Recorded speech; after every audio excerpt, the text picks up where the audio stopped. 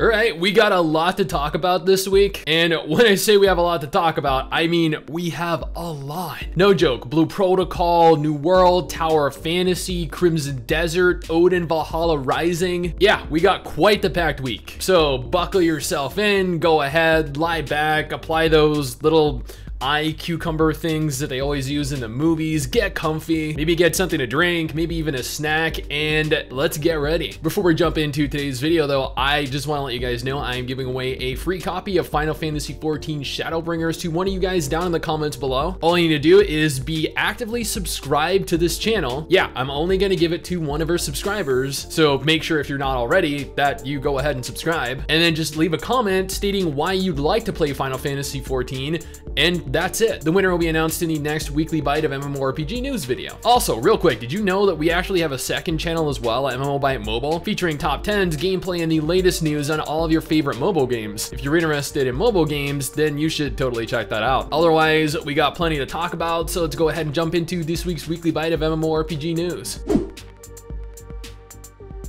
Let's start this off with Kurzweil. Everyone by this point should be well aware of how much of a disaster Kurzweil has been ever since it launched. With the pay to win, the removal of core PvE features, the cash shop, but KOG Games, the team behind the game, have announced a massive new update plan for later this month. This update in specific is going to add in an entirely new PvE progression system, full PvE dungeons, albeit we're unsure how many dungeons specifically are going to be added in, as it seemed as though only one dungeon was showcased, and quite a bit more. I was surprised to actually see this, as KOG have only been concerned with PvP and adding in new karmas for players for the longest time now. This just might be what the game needs to really secure a larger, more dedicated player base.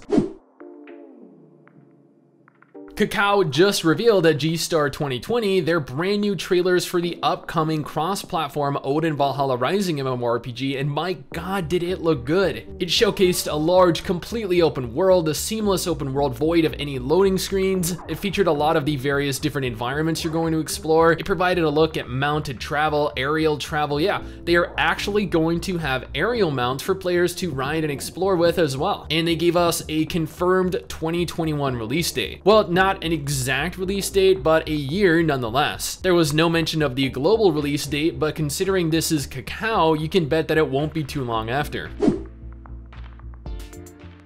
Pearl Abyss recently revealed their third quarter financials, and with it came the small announcement we've been waiting for a long time now. Crimson Desert, after an entire year of absolute silence, is finally getting a large reveal event that will showcase quite a bit of what the game has to offer and how it's ultimately shaping up. This reveal event is going to take place next month in December 2020. We don't know when specifically in December, but we do know that it is going to take place next month nonetheless. It'll feature actual in-game footage, something that we have been highly anticipating seeing after their initial trailer, and will hopefully confirm exactly what type of game the pre-sequel is going to be, as people to date are still confused on whether or not this is a single player game or an MMO.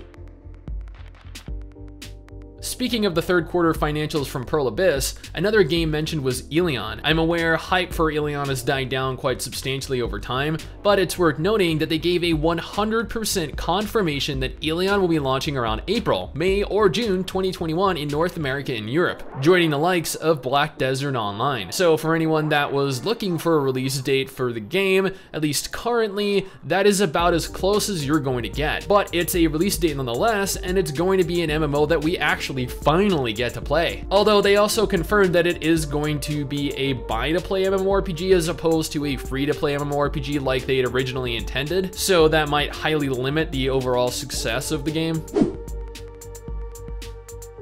There hasn't been a whole lot to talk about concerning Phantasy Star Online 2 recently, but one thing worth noting is that while we over here in the West haven't really received the same crossover events and costumes that Japan has, we are getting some pretty sick collabs nonetheless. Case in point, the new Guilty Gear and BlazBlue costume event. Sega announced that there would be plenty of new goodies for players to collect: hairstyles, outfits, thematic decorations, and more as part of its Thanksgiving event. PSO2 is still doing incredibly well, with episode 6 on the horizon and New Genesis rolling out next year. So if you've ever been interested in trying out the game, this is your chance to jump on in ahead of the final episode launch. I have never played Destiny 2, but this kinda made me want to. When their most recent expansion, Beyond Light, launched last week, they launched to nearly record-breaking concurrency numbers. Almost 250,000 players logged in simultaneously, all playing through the brand new content that came along with the expansion. And you can bet there were login issues as a direct result of the large number of players all bombarding the server simultaneously. This expansion is enormous, although at the same time, it's also pretty expensive. MRSSTIX and I will probably begin streaming this over on our Twitch channel starting next week, so if you guys either want to play with us or you just want to see why so many people love Destiny 2, this is probably the perfect time to. Final Fantasy XIV has opened up a new section of their website, much like they always do, in anticipation of their upcoming 5.4 patch, Future Rewritten. There isn't really much in the way of content shown, but we do see that Reen, man, it has been months since I played this. I forgot how you pronounce her name. But both Reen and Gaia are highlighted. There is a continuation of the story now that we're back to the source, the new Eden's Promise raid, Matoya's Relic Dungeon, and more. Specifics will become available the closer we get to the release of the patch and after the next live letter on November 27th, which we're definitely looking forward to, as MRSSTIX has been absent from Final Fantasy XIV ever since she ran out of things to do in it. I mean, she did clear all of the first and second Eden Savage fights, so... I know new content isn't really a surprise in Blade & Soul. Honestly, the game gets updated probably more frequently than any other free-to-play MMO I have ever seen. Nevertheless, a brand new patch that went live earlier this week introduced a new Golden Harvest Festival along with an additional area, Primeweald. This new area is aimed at players that are level 60 and is an auto-hunting zone without any forms of PvP. Additionally, there are new outfits, there's new gear, there are new items, pretty much what you'd expect. NCSoft need to make their money after all.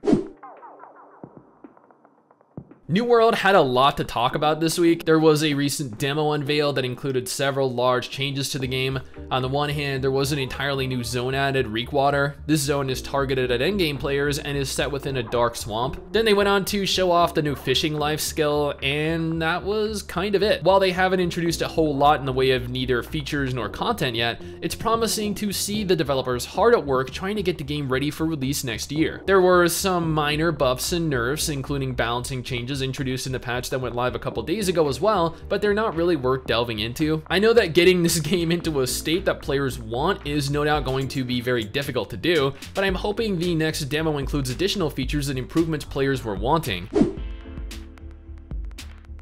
It has been a month or so since MRSSTIX and I last played Craftopia. That's because we'd kind of hit a wall in terms of things to do. And although the developers behind the early access game have pushed out regular updates, there hasn't really been enough to really warrant our return until recently, that is. Last week they'd announced not only were they reducing the frequency of their updates so that they could focus on making them larger in scale, but they were adding in dual wielding. This is something that I know many players have been eagerly anticipating for a while now, a new way to actually repair your gear instead of just tossing them out as soon as their durability depleted, and most importantly, new bosses. Well, I mean, new bosses and enchantments and skills and items, but the bosses were where we were actually interested. We'd only ever encountered that golem in our playthrough, so seeing that there will now be additional bosses with different mechanics to overcome is exciting.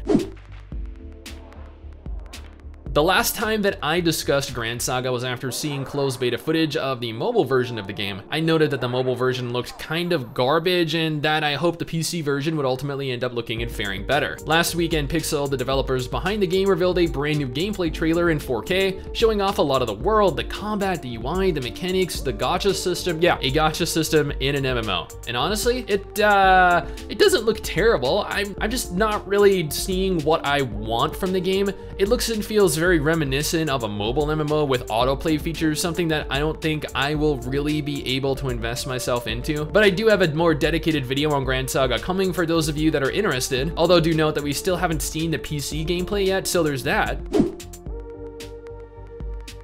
Tower of Fantasy recently went into closed beta testing, and unfortunately that was for the mobile version of the game only, with the PC beta test coming sometime next year. However, many YouTubers have uploaded videos on the game on its first few hours, and I was actually impressed with what I saw. Not only was the character creator incredibly detailed, but the character models, the game world, even the story all seemed really good. There were no auto mechanics present, which is the complete opposite of Gran Saga, which was very heavily autoplay, and we saw players around actively engaging in content with the player recording. I actually looked at this in much more detail in my dedicated Tower of Fantasy video for those of you that are interested in checking that one out. This game looks incredibly promising, and I cannot wait to see how this game plays on PC. And finally, what is likely the most important news, Bandai Namco made a brand new blog post on their website concerning their most recent closed beta test. They thanked everyone that had the opportunity to participate in the test and went on to apologize for the disconnects that happened over the course of the test in question, but that is what these tests are for, right? They found out the issue and they remedied it quickly enough. Concerning the beta test itself though, the devs revealed that they were able to generate 5 times the load concentration compared to the closed beta test, and have went on to confirm that their matchmaking system remained stable without crashes or becoming unstable. This beta test was primarily targeted at the matchmaking aspect of the game, so it's promising to hear that things were going well. They were also testing out the new chat features amongst a few other things, but didn't really delve too far into them. Additionally, new potential classes have been data mined for the game, ranging from things like the Gunslinger to the Vanguard to the Engineer. I went into this in a little more detail in my dedicated Blue Protocol video if you're interested in that, which actually just went live yesterday. And that is it. That is all of the MMO related news that has been brought to my attention over the last last 2 weeks, I think. If you know of anything I missed, then go ahead and let me know either down in the comment section below or via Discord or DM via Twitter or Instagram or Facebook or wherever you can reach me. Make sure you include a link to the article, and if applicable, I'll go ahead and include that in the next weekly bite of MMORPG news video. Anyway guys, that is it from me. Thanks for watching. Hopefully you enjoyed the video. Don't forget to subscribe for more content like this, and I'll see you guys next time.